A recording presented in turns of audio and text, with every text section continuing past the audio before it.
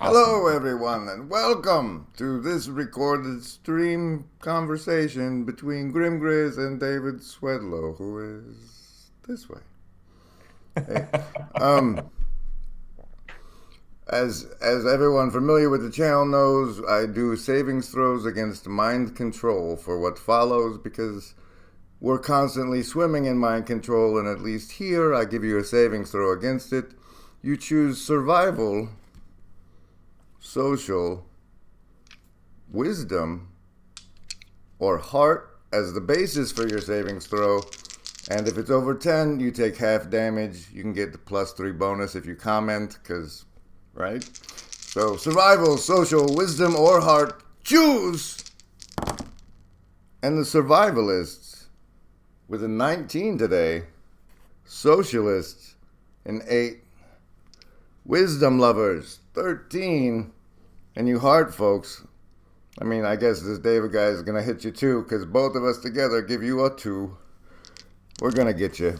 Um, David here showed up on Paul Vanderklay, which is sort of my claim to fame. Um, and I jumped on the opportunity to bring him on because much like Vanderklay wants to do Pajot on the estuary tour circuit, there's sort of a channel appearance circuit we have going in this corner. So, but you're not familiar to me, so maybe this part of the corner to you is a different place. So let's start with, what is this corner of the internet from your eye position? Yeah, if you watch the video, you'll one of the first things that I say is that I've kind of been hanging out in this corner before this corner was a corner, right? I sort of um, back in 2005 really delved into, hey, who are the other people? Who can I find? And so back at that time, I went and studied a bit with Ken Wilber and Boulder, with Don Beck with Spiral Dynamics, and tried to figure out some You what. studied with the spiral dynamics people.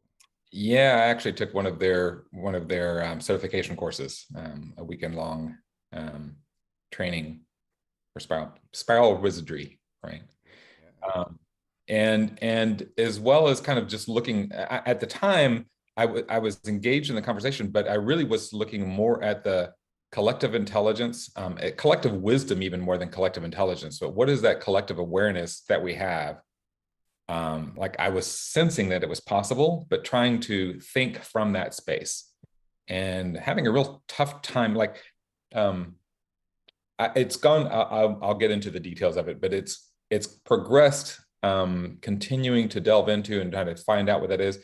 I'll say that from the Integral Institute and Ken Wilber's work, I came back to Austin, started an Integral meetup group. We talked and did stuff for a little while.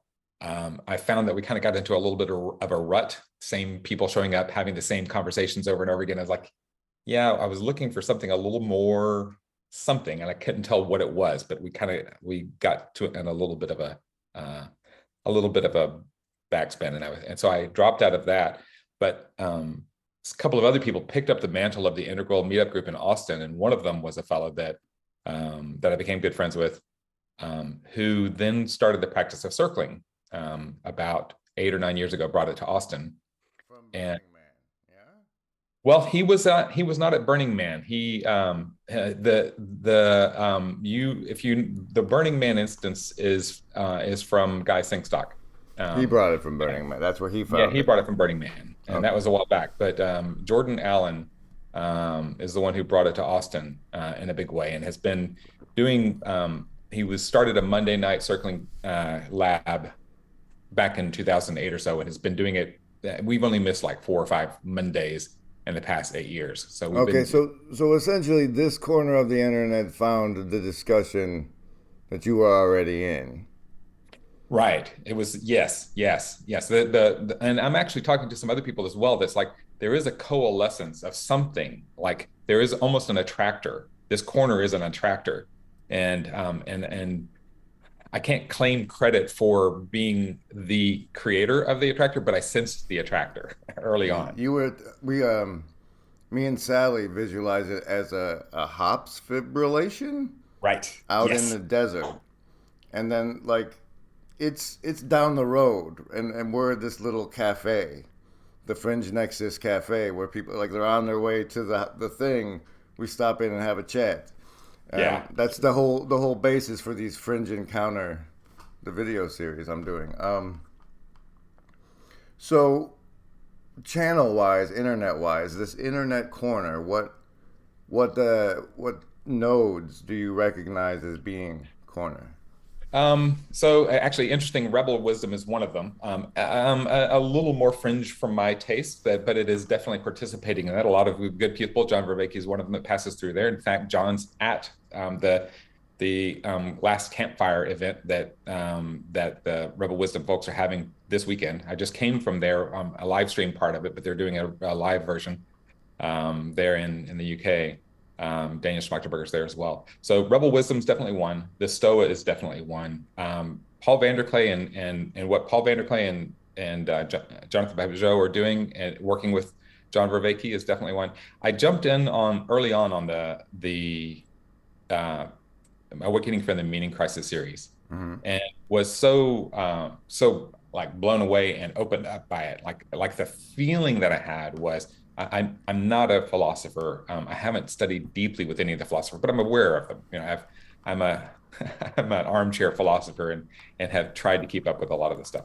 But I found a lot of it very dry. What I found John's frame did in the Awakening from the Meaning Crisis really reconstituted it. So I was really excited about that, as well as I don't know if you're familiar with future thinkers, Mike Gilliland and Yuval Ivanova. Let me stop you and rewind you. You say John's frame. Yeah. Synopsis. John's frame. Would you say it's the same thing as that little children's book I made of your talk with Paul? Is that John's frame or is it something else? John, I see. I can't remember what I said, but John's frame. I think I did say this that John Vervaeke's frame that he looks at that from is one is relevance realization, and the other is the four ways of knowing. From participatory, perspectival, procedural, and propositional. Okay, you see those as separate. I see those as two aspects of the frame that they feed each other, right? Relevance realization is kind of what happens in the domain of the four P's are a good way of getting in touch with they're the organs of the body of relevance realization is kind of how I would see it. I in my head it couples together as a relevance realization engine. Yeah. And that it builds the salience landscape. But I just wanted to, because like not everybody, like some of us are just cornering around Paul. Right. And some of us are Pajot corners and some are Vervaeke corners, and then there's the Stoa and Rebel Wisdom. There's a lot of overlap, but it's curious to me where, like, what it is to other people, like, because whether or not they think I'm part of it, you know, like, that's, I don't know. I represent the fraternal regiment embodying narcissistic sociopathy. Brotherhood of Evil Mutants was taken. And so I embrace my narcissistic tendencies sometimes. So I watched your talk with Paul, and I pulled from that you are writing a book that your friend wanted to call The Trust Molecule, and it sounds like a book from my other timeline, so it's fishy. But you defined faith in two ways, and faith for me is a third thing. Okay. So I wanted to, like, before you get your book out, bro, look at it this way. And so let's go over what faith is for you in the two sides you defined it in your talk with Paul for everybody that didn't see it, and then I'll throw my wrench in your thing, and we'll go from there, see what happens. Very cool. Yeah. The framing that I used was came alive for me in the conversation that Brett Weinstein had with Jonathan Pajot, where they both agreed that faith was something distinct from what most scientists would claim faith. Most scientists believe, seem to think that they have their science allows them to operate without faith. And if you start to examine that, okay, that's clearly not what you really mean. You're using a definition of faith that if that's true, then the definition of faith doesn't really mean that much to me. So let's look and see what is that. And I love the way that they sort of teased apart. And I think Jonathan was the one who really brought the notion of faith as from the traditional science of belief without evidence, right? Something of contrary to what the evidence tells me, I have faith in something else, and that's sacrosanct and can't be challenged, right? All right. I want to tease apart without belief without evidence and Right. belief contrary to evidence. Yeah, it's a good point. It's a good point. And then so that's a very good point. Like I think that the way that most conventional people would see faith, if they use it as a bad word, I don't want to have rely on faith because it's not trustable. Then I think they mean belief without evidence, right? And belief contrary to evidence is an interesting dynamic. There's something there, like what, and I think there's something important about that. So I want to come back to that. But I include that as well. I just don't think that's what most people normally mean. Right. The other one that Jonathan mentioned was trusting the unseen. So there's something like and I'll use this, something like my exploration of the attractor. Before I knew there was an attractor, there was something like, I'm feeling something, I'm responding to it, I'm dancing with it, and trying to find others who can sense and dance with it as well. And it seems to coalesce, right? The attractor seems to take form. And I couldn't point to it and say, I'm sure this is here. There was nothing to point at that had certainty. There was only a following, some knowing that I had that was orbiting something that sharpened my senses about what it was that I was attracted to. You say following a knowing.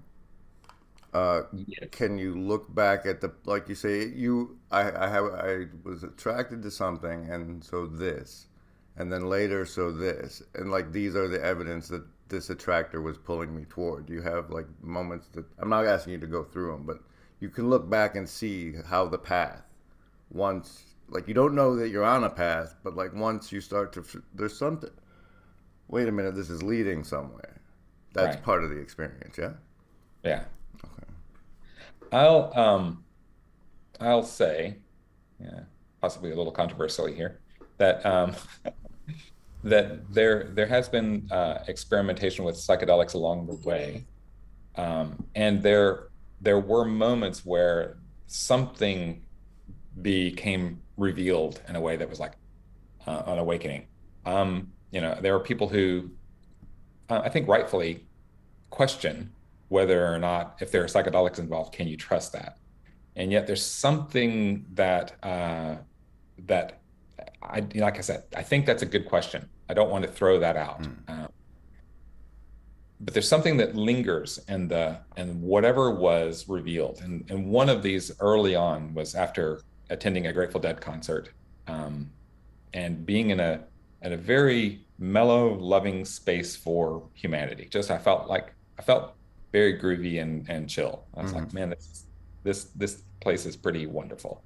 And in that space, I had a conversation with my mother, and I told her that I had taken LSD the night before, and that I was really just in this loving space. And in her mind, that was like a very concerning thing to hear. So she really was questioning me, and I was reassuring her that, I'm fine. And so in the questioning of how do you know that it's fine? What can you tell? Eventually, my mother's Christian. So as I mentioned in the call with Paul, that I grew up Methodist, and my mother went towards more evangelical church later on. But one of her questions was, do you believe in Jesus? Like, I don't understand what your relationship is to the divine, to God, to Jesus. What is that? Like, how does that, I don't know what your beliefs are. And it was kind of the first moment that she opened up and asked me what my beliefs were. And I didn't know what I was going to say, but as I started to speak, I said something like, well, I believe that, and the words came out like, I believe that God is love. And something happened in the moment of saying that had it reveal itself as, oh, that is a truth. That's not a bumper sticker. That's not some wishful thinking. That's like all of this is a dance of love in a powerful way. Like I felt like just the sense of it. I was in a It was a transcendent state. physiological response to the Right. thought of it, right? Yes. Just Yes. holding that notion sent Yeah. something through your body. Yeah. And it lasted for 3 days. It was 3 days, pretty much walking around in just this ecstasy of like, holy moly, I can't, and odd things happening almost like telepathy or just deep sense of resonance with people. And it's just like, that's amazing. And then the fourth day I woke up and it was gone. It was just like poof, back to normal. That was a nice little journey. And I was like, what happened? What was that? Like, how do I get back to there? And so that was it was a big part of, and this is when I was like 20, 21 years old.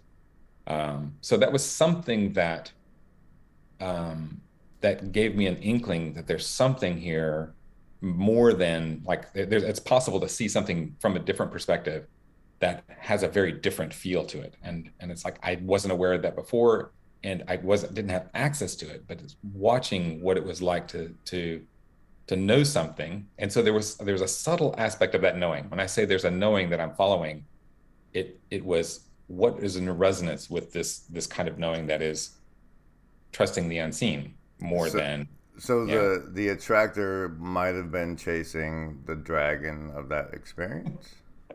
Yeah. Yeah, but that would you say there was a layers, a revelation of layers of Yeah.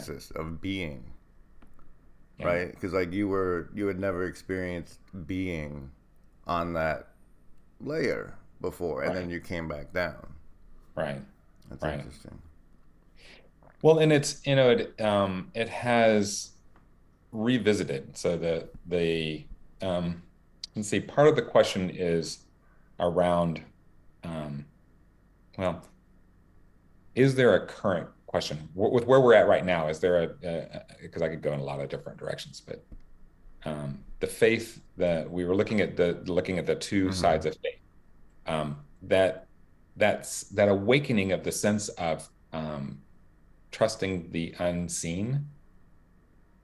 Like there's something knowable that is knowable, not in the realm of my it's interesting. It has so related. The reason I've titled the original version of the title of the book for Trust Molecule is Trust is a Technology, and Mm-hmm. it's looking at um, trust has a representation that we mean in the propositional space. And John Vervaeke's language, the propositional sense of trust is, are you going to do harm to me, or can I trust that you're not going to?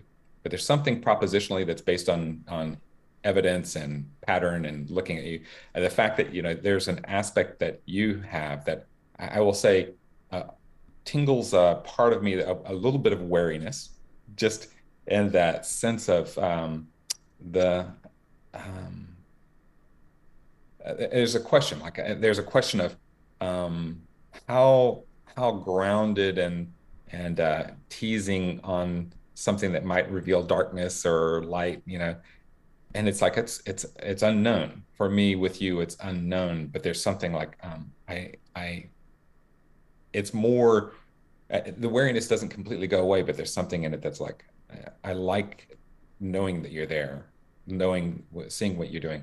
And I loved John, I mean Paul did his recent um online version of the estuary. Mm-hmm. You made a comment in the thread that I really loved, which was about telos, and said the telos of life is to get one over on entropy. Mm-hmm. The telos of love is to make life worth living, right? And I was like, that is good. I'm taking that one down. That one's a really a nice aspect because John and a lot of people who believe in science, who operate in science, have some issue with telos, with the notion Mm. of telos. And yet there's something that he means, right? There's a conventional sense of telos as like directed to a final destination. This is where we're trying to get to. There's also something like a wind of like, this wind is doing something. And I can, Telodic wind is a yeah, nice. Yeah, yeah. yeah, yeah. So it's so that that sense really is alive in me. So I've said a couple of things there. The two frames of faith that I That have. You say you have a third. well, I'll bring it as a story, so it for the benefits of the participatory knowing that to come along or whatever. I what is this? What the am I woke up into is the big question, and like even before like what's the purpose is like what, and because of the way my mind works, I've noticed that most people are wrong a lot, and so my explorations.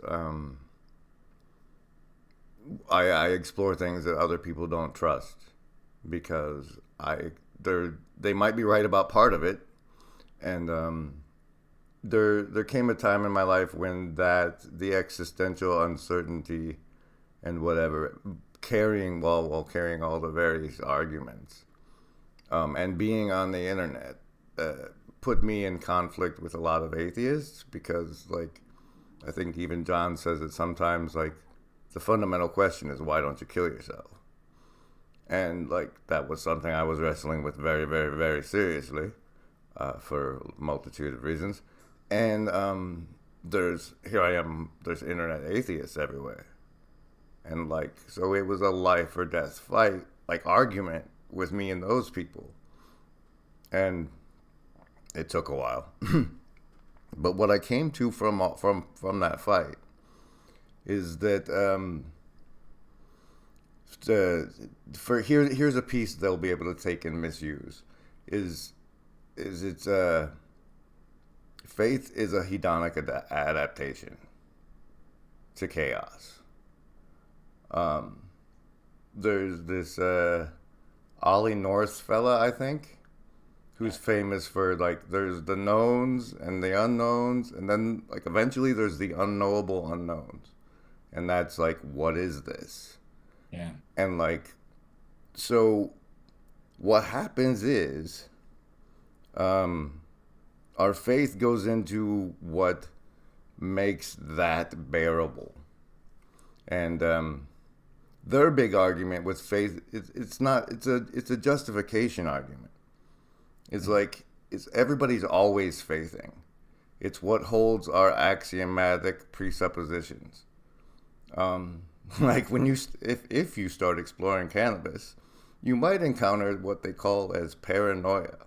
And what that is the faith that's in your axiomatic presupposition that I'm pretty much safe.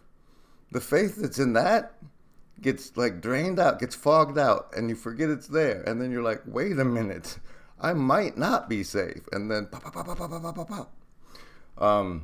But so faith is what gives the structural support for our axiomatic presuppositions. But it's a natural function. Like our brain is constantly faithing. And a lot of those things that we have faith in, we keep in our shadow. Like, I'm a worthless piece of I might have a whole lot of faith in that notion, but I might never look at it, how much faith I have in it. And like sometimes like you can do a chemical and the faith you have in that disappears, and then whoa, I might be a person. So that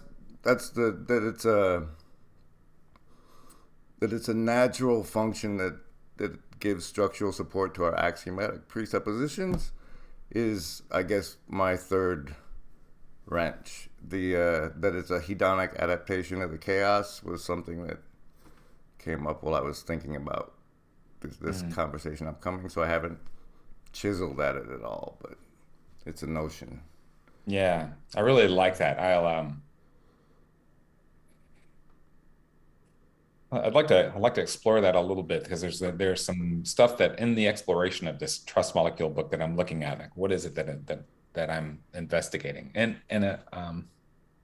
as a side note, I'm also curious, like uh, I have to acknowledge when Paul published the video that we had, that the conversation that we had, I was taken aback a little bit, surprised me that so many people watched it so quickly, and then there were responses, a lot of them great responses, like enjoying it.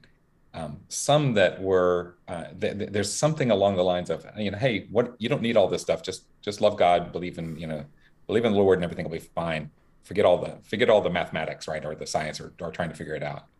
And so there is a question in me, like, what is that? Like, there's some enjoyment and delight and exploring the terrain. So it's like, I'm fine if people don't feel called to that. Mm. I'm fine that I trust I'm called to that. That's something I'm going to do. And something in the space of, like, the notion of this faith, like, I don't think that it can be encapsulated with just the polar, oh yeah, the two versions that I had. So there's a whole spectrum and a whole dynamic that goes in there. And I love what you're naming, like testing the axiomatic aspect of it. Like, what is noble, and how do I sense that? The part that I'm looking at that's interesting is, I it's very potent for me. I mentioned it in the call with Paul as well, that feeling of, when I become righteous, or have a sense of indignation, righteous indignation, that I can notice my curiosity isn't available to me. Like, I trust my certainty Mm. more than my predilection says is healthy, right? It's like, uh-oh, wait a minute. I have eliminated alternatives, and I think there's one answer. Pretty sure I've proved that that's not right. Let me at least open up that question and see, what's happening, that I feel like there's a hill to die on here, right? It's, Do I it's really like feel it's like, like I'm feeling the way I feel right before I've been proven wrong before. yeah, exactly.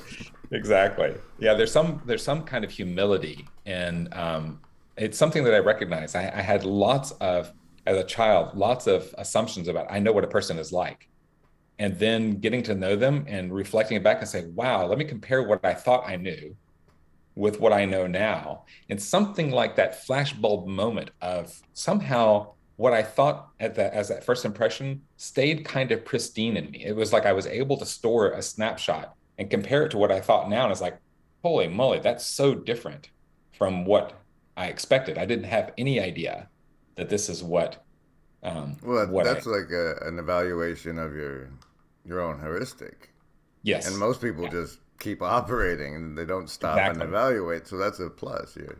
Yeah, no, it served me really well. I'll give an example of it that's kind of funny. Is, I remember I don't know, are you old enough to have watched Star Wars as a child when it came out in the theaters? Maybe I'm Yeah. 45. I mean, Okay. I think Jedi might have been the first one I actually saw in the theater. Yeah. Yeah. You were pretty young. I'm 59, and I was 12 when it came out in the theaters. But like, it was 1975, I think. 77. Mm. 77 is I when was the I first. was fresh out the womb that year. Okay. Yeah. So the thing that was really wild is that they had an ad on the TV that I only saw once, this Star Wars thing that's coming. And I just remember, like, thinking, what is this? Like, I thought there was a whole race of Wookiees against a whole other, and like, my mind told me, just the little blip of all of this stuff. I couldn't process the story of what was there, but it looked amazing. But the story that I thought that I was going to be watching, the movie that I thought that I was going to see, didn't resemble what I mean, it was its own thing, but Like you thought what you I were expecting a imagined. war movie with Ewoks. Yeah. Yeah. Yeah, exactly. Exactly. And so it was really kind of interesting. That was a moment where I got to look at that flashbulb moment and the reality of it fairly close together. And it stands out in me as like one of those examples of, oh yeah, no, that's that sense of, what expectation did I have? And then what's the reality? And there's something in me, and the humility of knowing that my first impression may be vivid, but miss a lot of details. Like, Mm. be curious about the details that fill in the background. And Um, from a mind controls perspective, I would say that there's there's a point and or there are reasons that people carefully craft their first impressions, yeah, and that what you're highlighting is exactly why. So yeah, yeah. Yeah, I think there is at the same time, right? It sounds like what you're saying is that that you can, being aware of how influential first impressions are, um, put the brakes on a little bit with the first impressions, right? Or the impact of the first impressions. Which I think is a move that I think there's something that's worthwhile as to that as an approach. It's not the approach that I take. I I I let them have an impact and then let go of the certainty of that impact being Yeah. If right. I think the ability to loosen up the tension of your own certainty sphincter Yeah. is Yeah. almost a superpower. It's like I, it wasn't really until the meditation coverage from Thunder Bay when it dawned on me. But it's like meditation is the same thing as learning not to pee in the house. Yeah. And like you've spent your whole life with no like control of your awareness sphincter. And meditation is how you finally start learning like that. And that's like you'd be amazed what can happen when you quit peeing in the house. Yeah. There is there's a that analogy holds really close to another one that Jordan Allen, who's the circling guy here in Austin, he just recently had a child. The child is like 10 months old now. And witnessing the child going through life and doing and learning stuff, he said it's interesting that like the way that a child born in the world learns to use its hands is similar to the way that a person learns to interact with their love, right? And the sense of like at first it's just these appendages that like I'm not even sure they're mine. Like they just seem to do stuff, and then it's like, oh yeah, they're I actually can move them around a little bit, and then like I noticed that they tend to grasp things, like grab hold of hair or objects, and and it takes a little while to learn that I can let go as well. At first, it's just like banging against, then it's actually grasping, and then it's grasping and releasing, right? And then eventually it comes into actually handling, grasping, manipulating, look, I can skillfully use these appendages to for wondrous effect, play musical instruments and all sorts of things. And so there's something like love is the same, a similar kind of a thing, right? At first, it's just this force. I don't know. I just happens to me. And then there's some attachment. And then, I can let go of the attachment. And then I can actually more finely nuanced grasp and hold and dance with that attraction release. And eventually you can just reach over and move somebody's hair out of their face a little bit. Yeah, exactly. Yeah, a really sweet image. Cool. Let's kill the recording there. It's great to meet you, David. Thanks for doing a Fringe Encounter with me. I hope people like it. Yeah, yeah, beautiful. Wait, you have a website with a fancy calendar where people can book talks like this with you? Yeah, yeah. So if you'll put the link to the Calendly in the thing, I'm open to having conversations. Like I said, this is really lovely to explore these conversations and in depth. I also do some coaching. There is I don't know. I want to share with you. Right. Okay. I didn't get to it. I didn't get to it on the on Paul's talk, but the metastorming.com is an old website. I haven't posted on there in a while, but I'm going to start releasing aspects of the trust molecule or trust as technology, whatever. I'll put some essays up on there. But the one that if you go to metastorming.com, the default story that comes up is I don't know if you looked at it, but it's Adam and Eve in that second tree, and I named that there in the call with Paul that I had something of a as a child the notion of the Garden of Eden and the tree of knowledge of good and evil somehow like, wait a minute, there's something else. And I can't, did I get into that at all in the talk with Paul? No, but Garden of the Apple story is one of my Yeah. favorites. We can go Yeah. there. Let's extend this. Okay. I don't know. I'm a short-lived kind of guy, but let's do this. Okay. Let's talk Apple. Let's talk Apple. What do All you right. got? What do you got? So in me, it bothered me a little bit that I'm going to give the summary version of it that, the cartoon version, Mm-hmm. which is, God created Adam and Eve in the Garden of Eden, put them in there and said, hey, here's this tree of life. You can eat from it all you want. There's a tree of knowledge of good and evil. Don't touch it. You touch it, you die. That's the end of the story. serpent tempts Eve. Eve cajoles Adam. They eat the fruit. They don't die, but they're kicked out of the garden. And poof, no garden for you. That's it. End of story. Right. And here we are. We now must live with our suffering. And there's something that, I mean, the summary version of it is it's a little too concise, but there's something of it that even the basic parts of it are confusing, right? There's a lot there that what? Why Wait a the minute. tree? Exactly. Why put a What tree happened here to that we're not this? supposed to, is it like, okay, this is to awaken our free will and all of this stuff, but there's still that just something sat with me wrong. I felt unsatisfied by it. Mm-hmm. So I wrote the version just on it came to me in a visions talking with someone else that I can imagine a time before we knew about the Garden of Eden, before we knew about the tree, of being in the garden, and there was only the tree of life, and Adam and Eve are living happily, and Adam has some curiosity and wants to help God with the task. Hey, I want to help. You gave me the naming of the animals. Cool, that's done. Now I want to actually make something. And God's like, have at it. And he's like, yeah, but I can't. I'm just following some like program. I don't know. I don't have the ability to create. And God's like, I see the problem. All right. At this point, he creates the tree of knowledge of good and evil. And he says, here's this tree. And if you eat the fruit, you will be able to create something of your own. You'll be able to make something of your own creation. However, be mindful, take responsibility for whatever you do.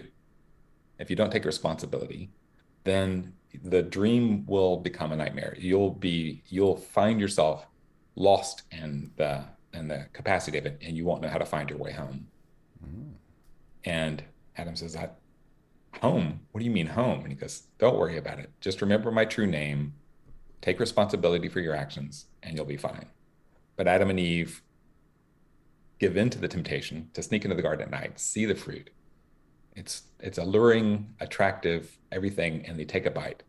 Wake up in the morning, see themselves naked, and immediately try to point fingers. Whose fault is this? Oh my God. They realize they're naked and they run from the tree. And it's something like at that moment, Mother Nature looks over at God and says, I told you they weren't ready for this technology yet. And God said, it's okay, it's okay. I gave them the key. They'll be able to get back home. But we've been on this journey for quite some time, and if you look, you'll see that there are some people who are starting to take responsibility for their actions and notice the impact. I think that we're about to return to the garden.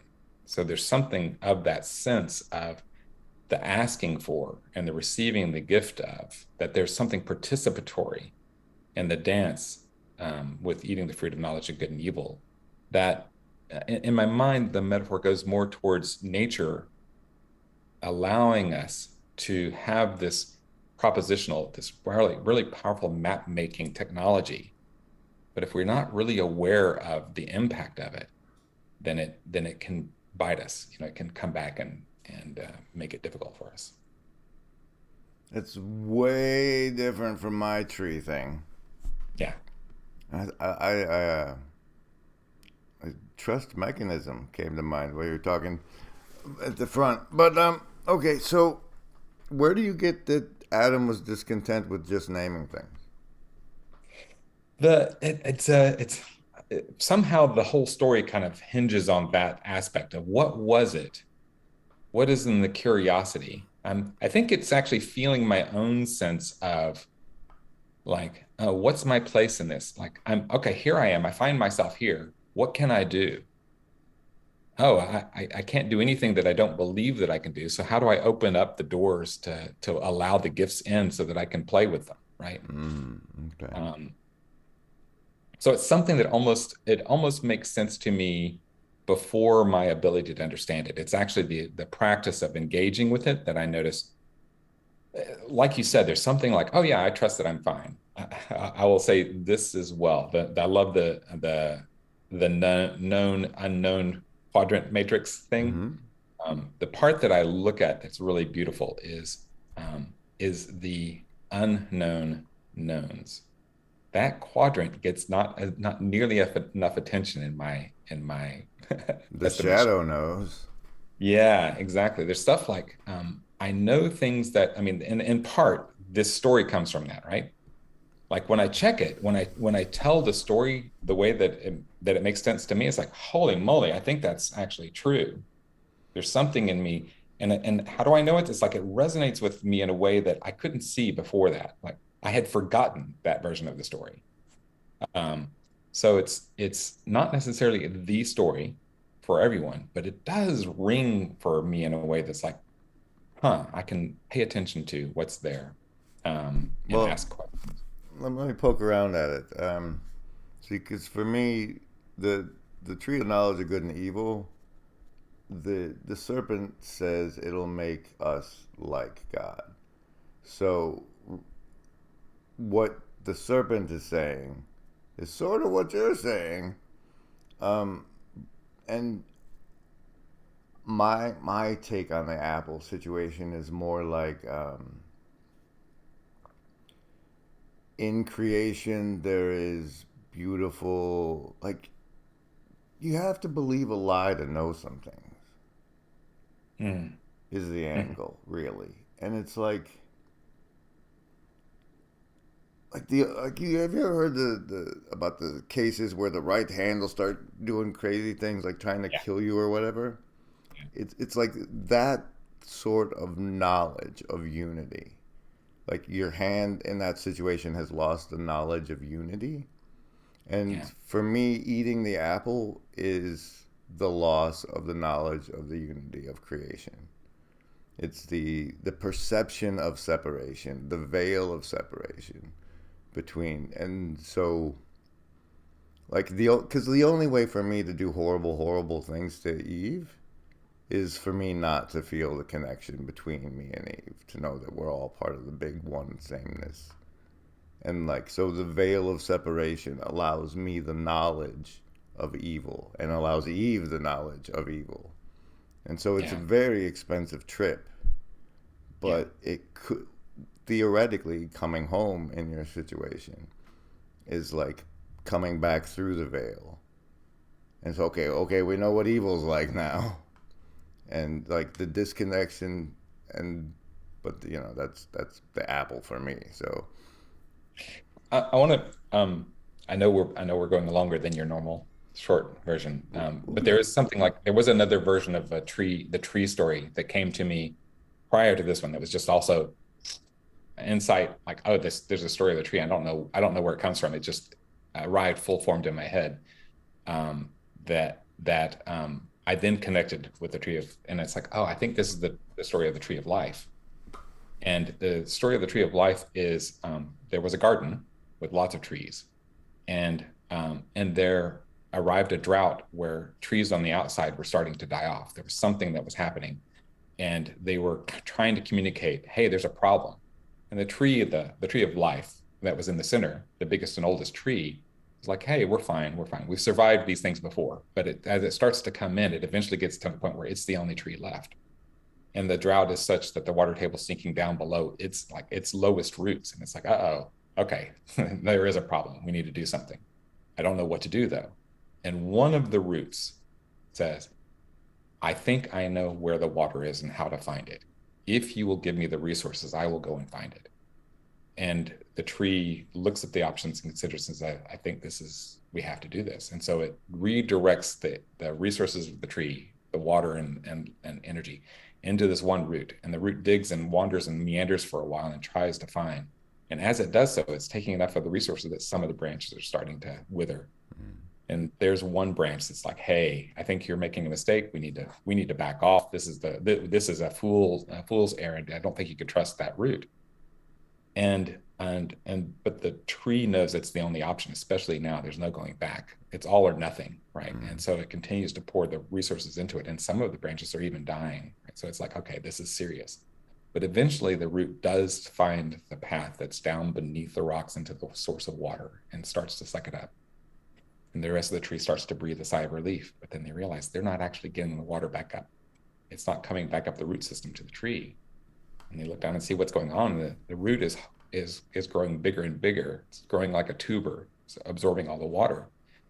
And the suspicious root the suspicious limbs, as I told you, there was something sneaky about this. This wasn't going to work out. And the sense of, hey, you can't actually hold on to that water and survive. If I die, you die, right? Mm. And there's something of that the tree knows, that the branch that's withholding says, you have the power to see the connection between you and your brother down under the water.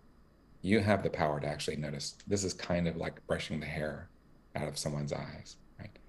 And in the moment that the love of the limb reaches down and touches the root, thanking it for its exploration and all of that, the root releases, and it's as if the tears of joy flood back up the tree and into the limbs, and it regreens and fruits blossom. And on the branch that had been so resistant hangs a fruit that from which came the seed for the tree of knowledge of good and evil.